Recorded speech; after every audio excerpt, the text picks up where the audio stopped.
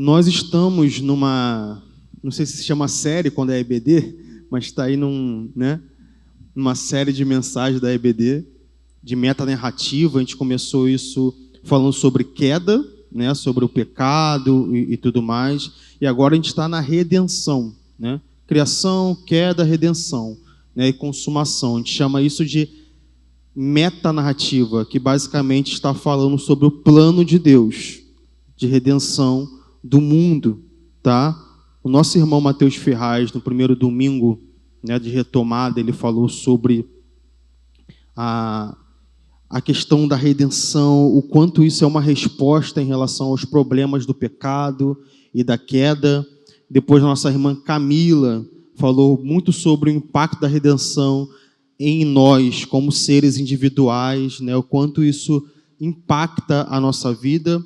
E hoje nós vamos falar sobre o impacto da redenção nas nossas relações familiares, ok? Lembrando que tudo que falamos aqui, nós pensamos igreja local. Então, por que nós pensamos família? Porque a gente percebeu que toda vez que a gente abre para perguntas, tem perguntas sobre famílias, tem perguntas sobre filhos, sobre pai, como lida.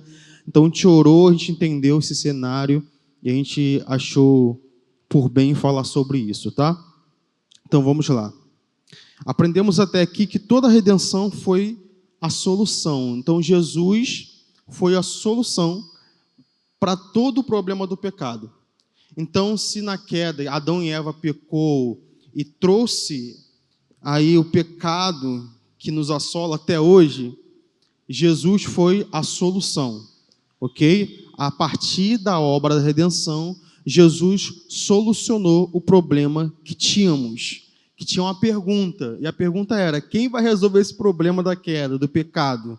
O problema de Adão e Eva, porque pecaram contra Deus, o homem está separado de Deus, não está tendo mais comunhão com o Senhor. Quem vai resolver isso? Só poderia ser um homem sem pecado e também um homem divino. O próprio Deus fez isso. Então, nós precisamos olhar para a redenção não somente como algo que o Senhor faz, que Ele morreu na cruz pelos nossos pecados, mas é algo maior também que isso, e também mais profundo. Também é sobre o cosmos, ou seja, o Senhor está redimindo o mundo, toda a criação, mas também Ele está redimindo cada um de nós. E logo, a nossa casa e a nossa família também está sendo redimida e impactada por isso. Amém? Até aqui? Então, como nós podemos perceber, a obra de Cristo tem implicações profundas em todos os aspectos da nossa vida. E quando você pensa em vida, reflete aí, o que é a sua vida para você? Quando você pensa em vida, tipo, estou vivo. Às vezes você pode dizer, estou vivo para quê? Para trabalhar, para estudar, para me relacionar. Todos os aspectos que eu estou falando mesmo da vida, todos os aspectos da vida, a redenção tem efeitos nela, ok? No seu trabalho, no teu estudo, na sua saúde, no seu corpo, no seu pensar, no seu falar, tudo. A redenção tem total efeito em tudo que fazemos e tudo que falamos. Colossenses 1:20 vai falar justamente isso. Que por meio dele quem? De Jesus, reconciliasse consigo todas as coisas, tanto as que estão no céu, quanto as que estão na terra, estabelecendo a paz pelo sangue derramado na cruz. Então, Colossenses 1:20 está falando que Jesus, ele faz uma obra de reconciliação, reconciliar todas as coisas. E todas as coisas têm a ver com toda a realidade, ok? Toda a realidade. Quando a Bíblia fala todas as coisas, o que isso significa? Tudo que existe, céu e terra, invisível ou visível. Todas as coisas serão reconciliadas por meio de Cristo através do seu sangue, derramando paz sobre isso. E aí, ok, a gente falou sobre a redenção no indivíduo, em nós, como pessoas que precisam ser salvas, mas também em nossa família. Quantos de nós temos famílias que precisam de Jesus aqui? Ou pessoas que estão aqui, que querem construir uma família redimida, uma família que Jesus habita lá. Isso é importante porque a gente precisa olhar para a família como um núcleo onde Deus habita, onde Deus age, onde Deus cura, onde Deus transforma. Então a família não é algo fora do plano de Deus, sabe? Não é. O Senhor, inclusive a gente vê isso em Gênesis, né? O Senhor começa a história do mundo criando uma família. Então, um dos primeiros pontos que nós precisamos entender é que família é criação de Deus. Então, quando a redenção invade as relações familiares, esse é o primeiro ponto da gente aqui, tá? Quando a redenção invade as relações familiares. Eu esqueci de colocar o PDF no grupo, lembrei agora. Se alguém puder colocar Camila ou Ferraz, está lá no nosso grupo da EBD, tá? E aí você não precisa anotar tudo que está lá escrito, algumas coisas. Então, a condição natural da família, irmãos, por mais amorosa que seja, é uma condição que não busca viver para a glória de Deus. Então, você pode ter familiares que não são cristãos, que não estão na igreja, que são muito gente boa, são amorosos, são generosos, são show de bola, como diz meu pai. Mas eles não vivem pensando que vivem para a glória de Deus. Ou seja, eu estou fazendo isso para a glória de Deus. Eu faço aquilo para a glória de Deus. Eu faço comida para a glória de Deus. Eu educo meu filho para a glória de Deus. Ok? Famílias naturais não pensam sobre isso. E essas famílias estão em apuros. Porque, lembra que eu falei? Família tem a ver com criação de Deus. Então, existe estrutura para toda a família funcionar. Então, se nós olhamos para uma família natural, onde tem amor, tem carinho, tem bondade, tem tudo isso, e essa família não é uma família que se volta para o Senhor, essa família está em apuros. E nós precisamos pensar mais sobre isso. Tá? Então, a condição da família natural é uma família que não tem como foco a glória de Deus. Se o que move a família é tudo, menos a fama do nome de Jesus, essa família está em apuros. Então, quando a glória de Deus é fundamento da família, os conflitos são bem resolvidos. E uma reflexão aqui, que eu falei, não quer dizer que não vai ter conflitos numa família redimida. Quer dizer que são resolvidos. Existe diferença. Então, numa família onde a redenção invadiu, onde a obra do Senhor impactou, tem conflitos? Sim, terão conflitos. E nem corra deles. É preciso ter mesmo. A questão é o que nós vamos fazer com esses conflitos. Isso tem a ver com a graça do Senhor. Então, a família que entende redenção, entende resolução de conflitos, onde há mágoas, são curadas. Onde há vícios, abusos de poder, gritaria, ira, dependência emocional, etc. Quando a redenção entra nessa casa, tudo é julgado de forma correta e solucionado de forma correta, porque Deus habita nesse lugar. Então, entende? Não é a ausência de problema. Uma família onde Deus habita não tem ausência de problemas. A questão é como nós lidamos com isso. É como nós lidamos com as nossas diferenças familiares. Estou sendo claro até aqui? Amém? Então, a falta de perdão não pode ser parte de uma família redimida. Sabe essa coisa que a gente tem um problema com o pai, ou pai com o filho, ou com a avó, com o tio, com o irmão, com tudo isso, é uma coisa normal. Novamente, problemas não é uma coisa anormal. Acontece. Por isso que você não pode ter problema na sua casa, na sua família, e achar que está tudo bem, não vai resolver mesmo, vou seguir minha vida. Não, a gente precisa pensar um pouco mais sobre isso, porque a graça do Senhor está disponível não somente para ouvir no culto de domingo, levantar minhas mãos, cantar, pregar, mas para redimir a minha casa também. Então, o perdão precisa ser cultural em nossa casa. Então, a falta de perdão não pode fazer parte da cultura em nossa família. Então, quando olhamos para a redenção, A redenção traz consigo a alegria de viver em família, coisa que o pecado destrói, traz tensão, traz infelicidade. Então, muita gente tem problemas hoje de construir família porque a maior parte, e a gente está falando de Rio de Janeiro, são de pessoas que têm famílias desestabilizadas. Não tem pai, ou pai violento, ou uma mãe ausente, ou filhos rebeldes. Então as pessoas estão correndo para não ter família por causa do padrão que tem no mundo. E a pergunta que nós fazemos é: e nós como cristãos? Como está a nossa casa? Nós podemos ser exemplos, padrões, para que o mundo veja e glorifique ao Senhor? Esse é o maior ponto para a gente aqui. Então, essa palavra não é somente para pessoas que são casadas e têm família, mas também são para solteiros que querem construir família também. Então, é importante a gente entender isso, que o Senhor, Ele quer invadir as nossas casas. Amém, irmãos? Amém. Então, vamos começar agora com alguns pontos sobre o que é, ou o que tem, ou como funciona, ou como é uma cultura de uma família redimida. E aqui, irmão, eu não quero ser exaustivo no sentido de falar de todas as coisas que a família precisa, porque é muita coisa. Deveria ter, talvez, um curso de família. Quem sabe aí, um curso de família.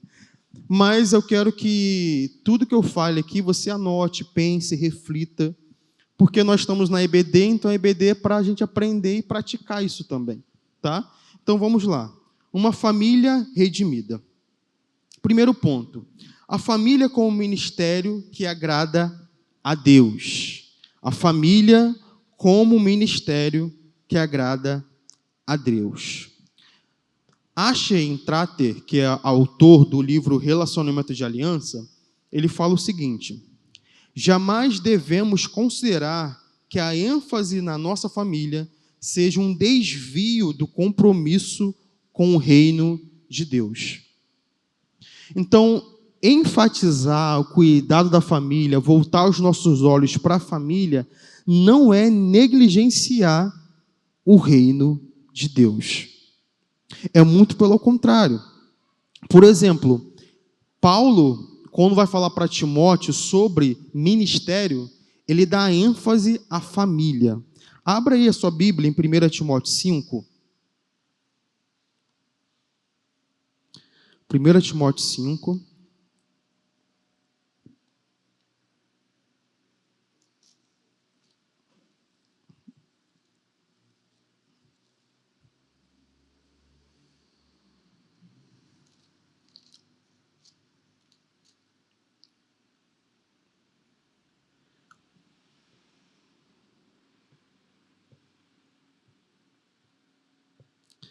A gente vai ler a partir do verso 3, tá? 1 Timóteo 5, verso 3.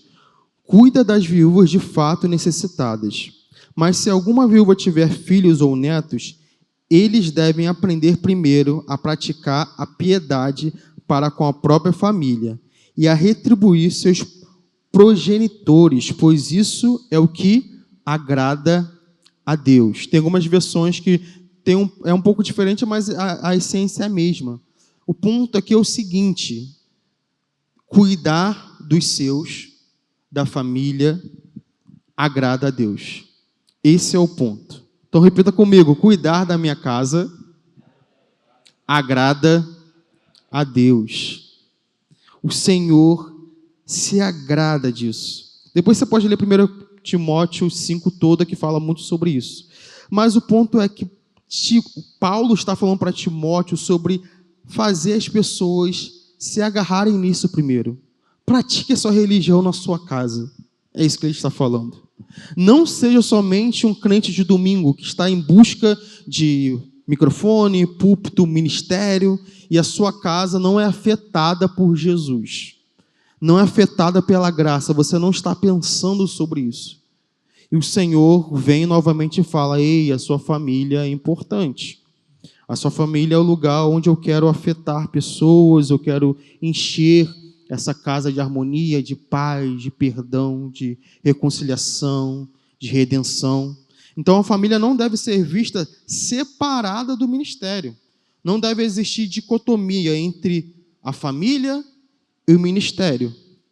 Porque Paulo também fala isso para Timóteo: se você não tem uma família ajustada, você não pode ser, como posso dizer, você não pode ser responsável pela igreja de Deus. Paulo fala sobre isso. Então, se a sua família não está ajustada, se a sua família não experimenta de graça do Senhor, não adianta você brilhar, falar bem, pregar, cantar, ser um bom crente de domingo. Se a sua família não está bem, o Senhor desaprova o seu ministério. Isso é profundo. Porque às vezes a gente afirma pessoas que sabem boa teologia, que falam bem sobre Bíblia, que sabem profetizar, que acertam profecias, que oram bem, que têm uma oração forte. Mas se a família dessa pessoa não é uma família onde Deus habita, onde as coisas são estruturadas, essa pessoa não é aprovada por Deus no ministério.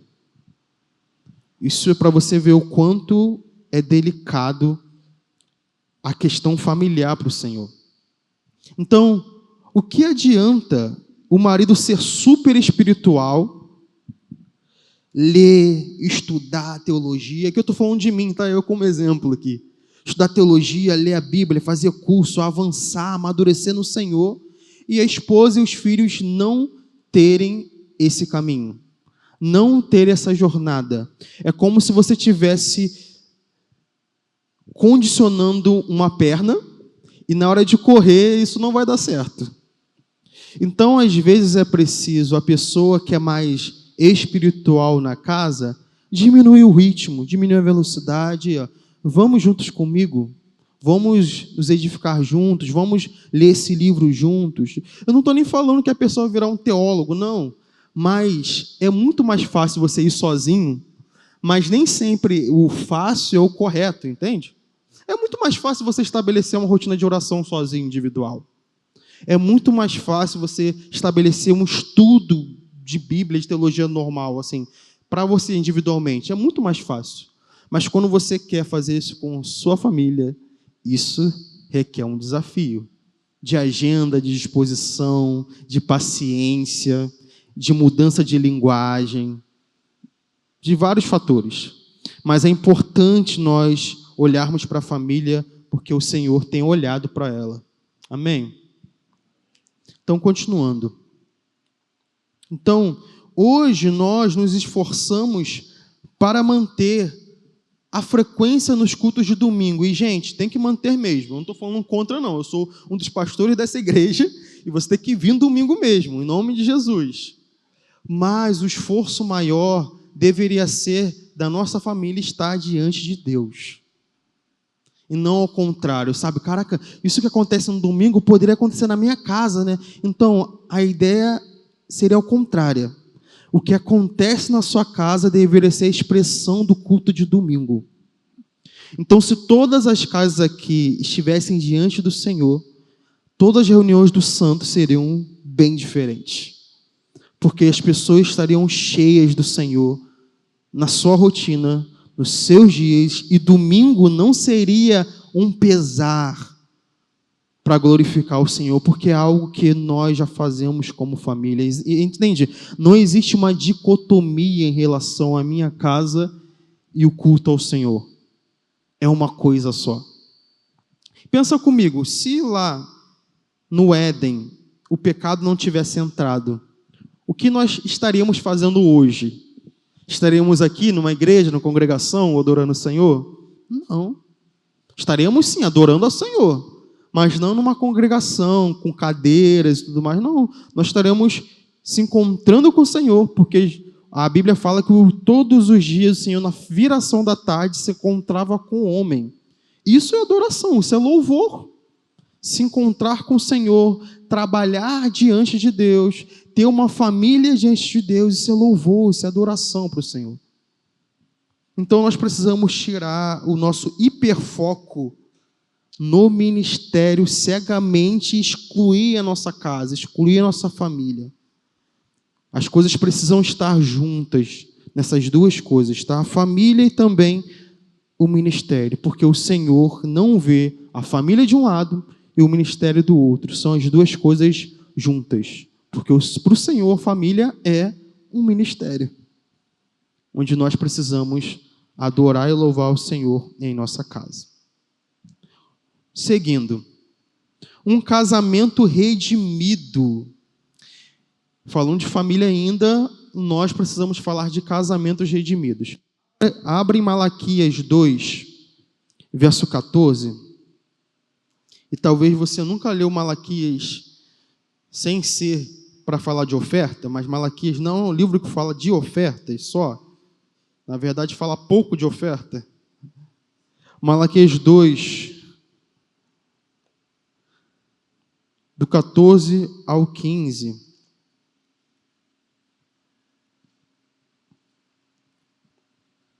Malaquias 2, do 14 ao 15. O Senhor é testemunha entre você e a mulher da sua mocidade, pois você foi infiel a ela, embora ela fosse a sua companheira, a mulher da sua aliança matrimonial. Acaso Deus não o fez um com uma porção do Espírito que lhe pertence? E o que o único Deus deseja? Uma descendência dedicada a Deus. Portanto, tenham cuidado para que ninguém seja infiel à mulher da sua mocidade. Olha para mim. Olha o quanto esse texto é sério. O Senhor está chamando a atenção de um casamento porque um homem foi infiel à sua esposa. Imagina, o Senhor está sendo testemunha do seu casamento, irmão e irmã. Então, todas as vezes que a gente pensa em casamento, nós não precisamos pensar somente na união de homem e mulher. Casamento é união de homem e mulher. Mas não é só isso. O casamento é uma aliança com Deus. Então, quando você casa, o Senhor está lá como testemunha. Então, Ele cobra isso da gente. Então, um casamento redimido entende que se somos casados, Deus estava lá como testemunha. Então, como eu vou lidar com minha esposa, a esposa como vai lidar com o marido, como vai lidar com os filhos, tem a ver com a aliança que temos com Deus. Tem que ter temor, entende? Eu tenho que ter temor toda vez que eu penso em levantar a minha voz contra o meu parceiro e a minha parceira. Eu tenho que ter temor todas as vezes que eu inflijo palavras diretas, objetivas, ao ponto de machucar, porque o marido e a esposa têm um dono, e é Deus. Então nós temos que ter temor diante do casamento, porque o casamento, como eu falei, faz parte da família, e lá o Senhor está testemunhando a nossa vida. 1 Pedro 3, versículo 1, 4 e 7. Eu não vou ler, para a gente avançar. 1 Pedro 3, 1, versículo 1, 4 e 7. Fala sobre a relação da mulher e do homem. Ele começa a falar: mulheres, esposas, sujeitem-se aos seus maridos, porque assim você ganha ele sem palavra. E aqui não tem a ver com outro texto, porque tem outro texto que fala sobre o marido que é ímpio, né? Aqui Paulo não está falando sobre o marido ímpio, pelo menos não está escrito isso. Mas ele fala sobre a mulher submeter o marido, ganhar o marido pelo procedimento. E aí ele fala para o homem: e homem, você de igual modo, cuidado como você trata a sua esposa. Porque dependendo de como você faz isso, as suas orações não serão ouvidas. Então, novamente aqui, o Senhor fala novamente um ponto muito crítico. Se você não está tendo as suas orações correspondidas, possivelmente há desajustes entre o seu casamento. E aqui, qual o escândalo do texto? Porque no mundo de hoje, falar de sujeição da mulher é difícil, é um escândalo. Mas para o mundo que Paulo estava falando, isso era normal, isso não era um escândalo para quem estava lendo. O escândalo era falar para o homem que ele tinha que respeitar a sua mulher. Porque naquela época, o homem, né, na cultura lá, ele era tipo o patrono da casa, então ele mandava em tudo, ele era dono de tudo. Todo mundo era propriedade dele, entendeu? Então você falar para um homem respeitar a mulher, porque isso pode trazer consequências para ele se ele não fizer, isso era radical. Os apóstolos aqui estavam sendo muito radicais. Ó, homem, você não é o bambambam da casa não, tá? Deus está te vendo. Então, a sujeição da mulher, que não é... E assim, eu não vou entrar diretamente nisso, porque não é sobre isso, mas sujeição não tem a ver com obediência cega. Não tem a ver com eu seguir o meu marido em tudo que ele faz, até quando ele está errado. Não é isso.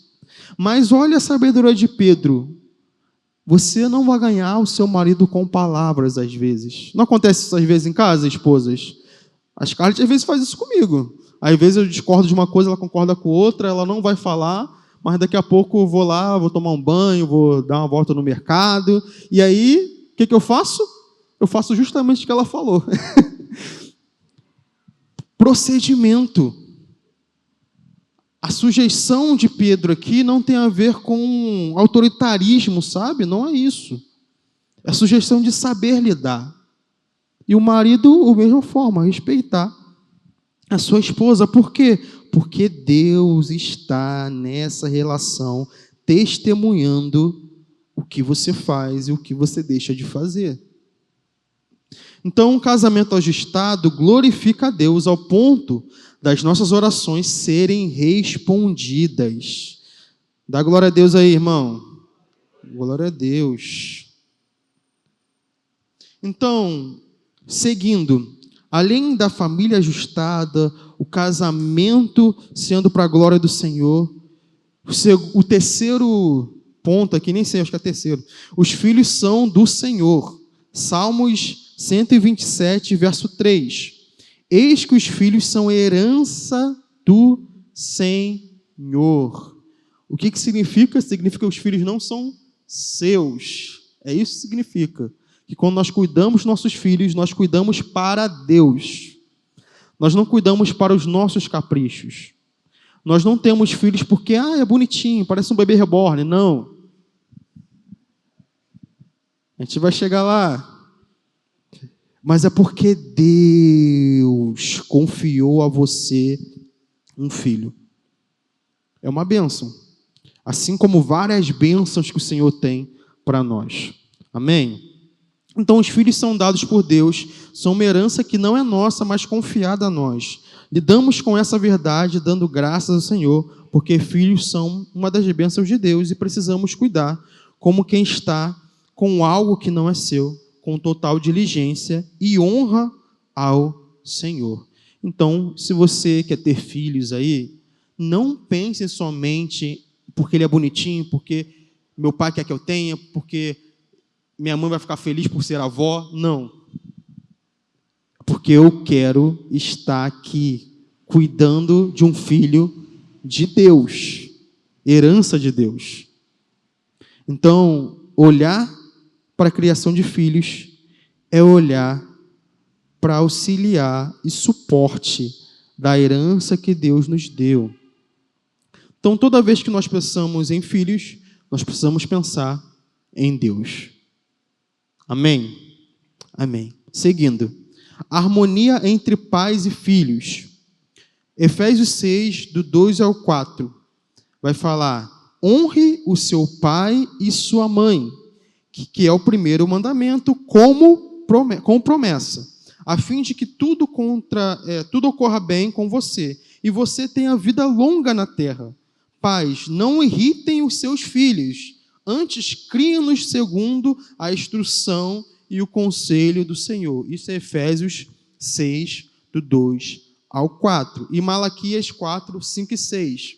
Converterá o coração dos pais aos filhos e o coração dos filhos aos seus pais. Malaquias 4, 5 e 6. Então, nesses dois versos aqui, a gente vê a relação de pai e filho. No primeiro, ele fala dos filhos honrarem os pais. E o que é honra? Honra é somente você dar dinheiro, dar presentes? Pode ser também. Mas, assim, eu procuro entender esse texto como honra, você não trazer desgosto. Isso já é suficiente.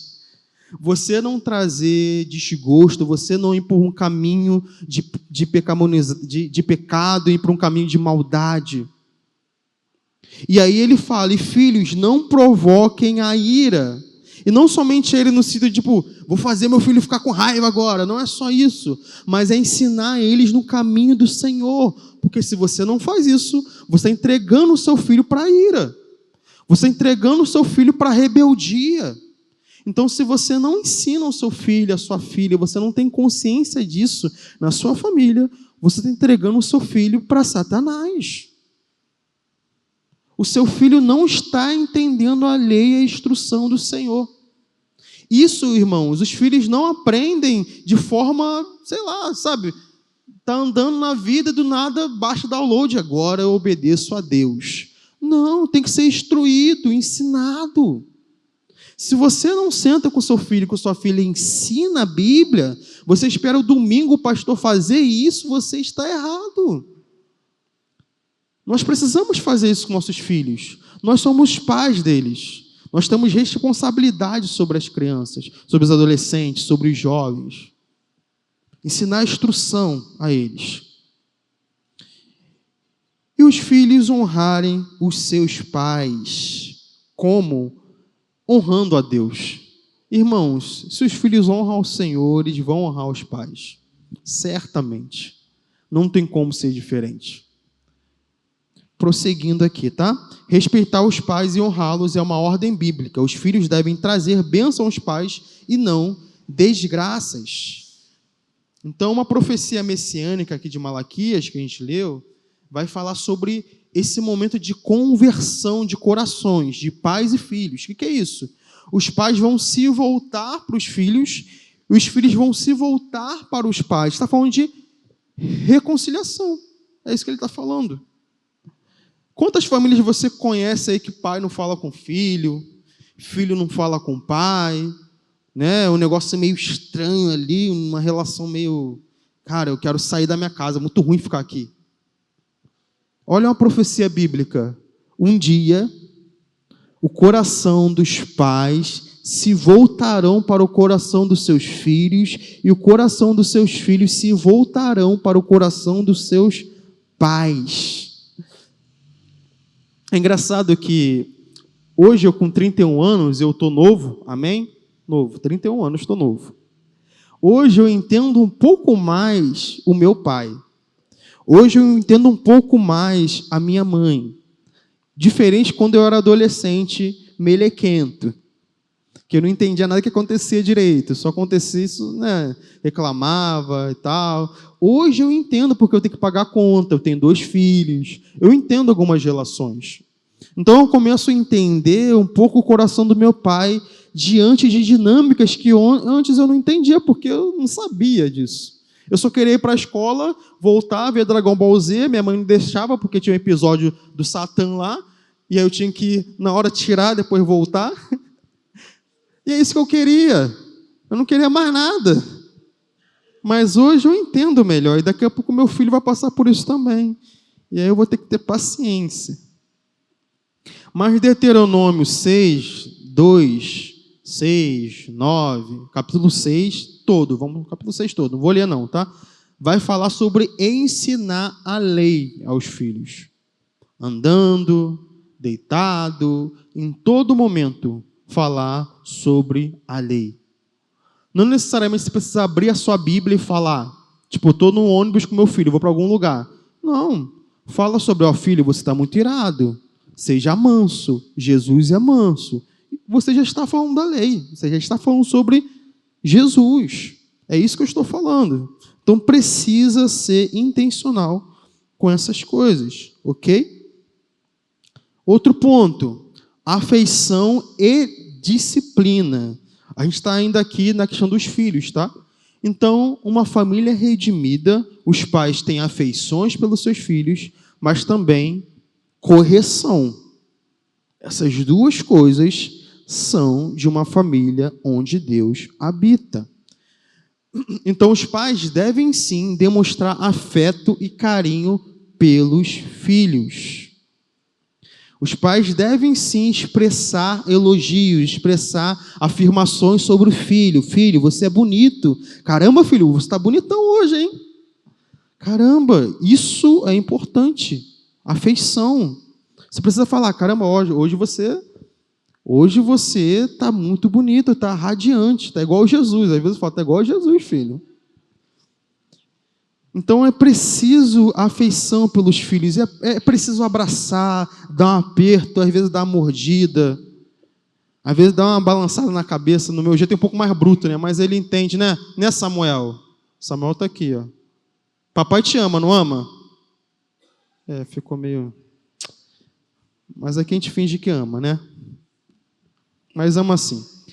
Então a afeição tem a ver com derramar o que eu tenho no coração, de amor mesmo, de paixão, sobre os meus filhos. Afeição, amor, carinho. Meu filho precisa experimentar de carinho, de paixão. Daniel, mas onde entra a disciplina nisso? Se você quiser ler, lê Provérbios 13, 24, 19, 18, 23, 13. Vou repetir. Provérbios 13, 24, 19, 18, 23, 13, vai falar sobre disciplina. O que é disciplina? Correção. É quando o filho está cometendo pecado. Ele está inclinando seu coração para a maldade. Ele está desobedecendo, não os seus caprichos. Porque tem isso. Desobedecer a sua opinião é diferente. Ok? Você falar, eu não quero que você escute, no meu caso, rock. Por quê, mãe? Porque eu não gosto. Então, isso é opinião. O seu filho não deve ser corrigido porque ele escuta uma música de rock. Isso não é algo, gente, entende? Não é algo que precisa corrigir a criança para isso. Meus pais não fizeram isso comigo, não. Era meio resistente na época, porque também, né, as blusas que eu usava, né, eram uma bênção. Eu tinha uma blusa que era de uma banda chamada Demon Hunter. E a minha blusa era um bode, que representava um demônio, com um tiro na cabeça. Então imagina a beleza que era isso, né? Mas era uma banda cristã, tá bom? Mas era uma benção. Né? Em vez de devagar, né, já entrava com 2 pés na porta. Não, mas você aqui é crente. Meu Deus, só o Senhor é Deus. Os filhos têm que ter muita... Meu Deus, só o Senhor. Então... a disciplina não pode ser executada com você irado, descontrolado. Isso nunca vai ser disciplina. Não é. Isso, no máximo, é você tentando demonstrar autoridade. Então, se você quer demonstrar autoridade com disciplina, isso só mostra o seguinte, que você não tem nenhuma. Então, a correção, ela também tem que ter afeição também. O filho precisa saber o porquê está sendo corrigido. Então, se antes de você corrigir, tenta saber se é isso mesmo, porque a pior coisa que tem é você corrigir um filho, depois descobrir que não era isso. Estava errado. E aí o que você tem que fazer? Pedir perdão para o seu filho. Outra situação que as pessoas, os pais, acham que mina a autoridade pedir perdão. Mas não, irmão.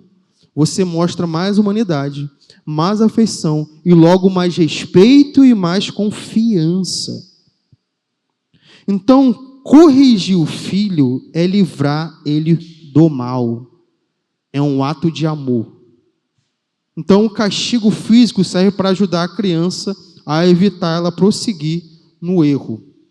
Não precisamos alterar o nosso humor, mas devemos comunicar cuidado na correção. Então, garanta que quando você for corrigir o seu filho, você esteja consciente do que você está fazendo.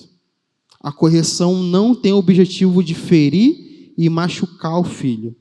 Ela tem o sentido de pontuar. Ei, você errou. Você foi por um caminho ruim. Você foi por um caminho mau. Volte aqui. Porque a correção vai fazer que a criança ainda continue experimentando amor e harmonia naquele lar. Um lar que não tem correção, a criança vai ser entregue para os seus desejos carnais e pecaminosos. E um lar onde o pecado habita não tem amor, não tem afeição. Amém? Depois vocês lêem o restante no PDF. Estou correndo aqui. E último assunto. Espero que eu fui claro em tudo que eu falei. Amém? Aí isso tem mais a ver com o assunto que está correndo aí nos nossos dias, tá? O tema é a resistência fiel à estrutura criacional. Então a família, ela tem uma estrutura, ok? Deus estabeleceu essa estrutura. Não foi qualquer coisa. Ele estabeleceu a família, faz o que vocês quiserem aí, ok? Pode casar de qualquer jeito, qualquer gênero, não. Existe uma estrutura. Filhos pode ser animais também. Não. Existe uma estrutura. Filhos podem ser bebê reborn. Não. Existe uma estrutura. Eu aprendi que tem coisas que são engraçadas para a gente, mas eu entendi que tem pessoas que isso é sério. Então eu estou falando com seriedade nisso. Eu sei que tem irmãos aqui que não pensam assim, amém, glória a Deus, é assim mesmo. Mas eu tenho que falar sobre isso para, falar o óbvio. Existe uma estrutura criacional que Deus fez. E ela não está aberta a mudanças. Existe uma escola intelectual que se chama pós-estruturalismo. Michel Foucault também foi por esse caminho dessa escola. Não foi ele que criou a escola, mas ele também falou muito sobre isso. E basicamente o que é isso, essa pós-estrutura? É você questionar tudo que tem estrutura. Sexualidade, família, tudo. Então nada é profundo, nada é firme, tudo precisa ser questionado. Então isso é um ensino que é um ensino antigo, tá? Mas que está rodeando as cabeças. A falta de estrutura, mas se Deus estruturou, se Deus criou, Ele define o que é e para que é. Deus define tudo. Então, limites bem estabelecidos são algo claro nas Escrituras. Deus sempre coloca limites em tudo que cria. Se Ele cria o mar, o mar vai até aqui só, limite. Se Ele cria o homem vai ser homem, ele vai ter 2 braços, cabeça, dente, nariz. Isso não vai virar animal, ok? Ele não se comporta como animal porque ele sente que ele é um animal. Não, existe uma estrutura para isso. O homem é homem, a mulher é mulher. Estrutura. Quando nós queremos romper essa estrutura, nós vamos colapsar, nós vamos acabar com o mundo. Todas as vezes que a gente quer quebrar estruturas, nós estamos acabando com o mundo que Deus criou. É impossível alguém romper estruturas criacionais e não ter consequências sérias para isso. Impossível. É uma questão de tempo de ter. Então, bebê reborn e pets não são imagem e semelhança de Deus. Por isso, não podem ser considerados a sua família. Não podem ser considerados os seus filhos. Porque o Senhor não criou eles para ser representantes, imagem e semelhança de Deus. Então, não se constrói família assim. Não se escolhe entre ter um filho ou ter um animal. São categorias diferentes. Você pode ter um animal, mas não faça essa escolha. Não, acho que eu vou ter um animal primeiro, depois eu vou ter um filho. Irmãos, um filho é imagem e semelhança do Senhor. O animal é um animal. É um pet. Ok? Ele nunca vai ser mais que isso. O Senhor não unge animais. O Senhor unge crianças. O Senhor não dá o reino dos céus para animais. O Senhor dá o reino dos céus para as crianças. Há diferenças sérias nisso. Então nós não podemos romper as estruturas que Deus estabeleceu, porque rompendo isso, nós trazemos muita coisa ruim para o universo, para a nossa vida e para a família. Eu vou te falar que as coisas como estão indo aí no mundo, de tentar romper todas as estruturas, isso em algum momento vai colapsar. As pessoas não vão saber mais o que são. Já está acontecendo. Mas isso vai piorar. Porque toda vez que você rompe as estruturas criacionais que Deus colocou, inclusive da família, você rompe algo muito sério, que Deus não permitiu. Não tem abertura para a mudança. Amém? Vamos para a conclusão.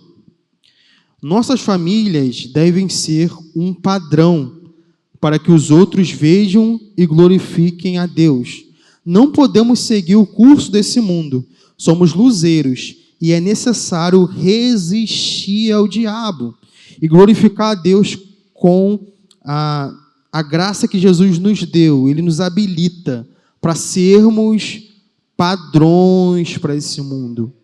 Eu lembro quando eu fui começar a pensar sobre casar, que eu falei, cara, quando eu for casar, construir família, eu quero que minha família seja um padrão, porque tem cada coisa errada no mundo, e eu não quero só falar sobre coisas erradas que estão erradas. Oh, isso está errado, olha isso, meu Deus, que absurdo.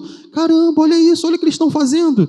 Não, eu quero que a minha família seja um padrão a ser seguido. Eu quero dizer, eu sei, está errado, mas olha para minha casa, olha para minha família, olha para os meus filhos. Nós estamos carentes de famílias que exalam Deus. Deus está buscando isso. Famílias onde Deus habita. Porque essas famílias irão glorificar a Deus. E quando as pessoas verem a relação dessas famílias, Deus será glorificado. Amém?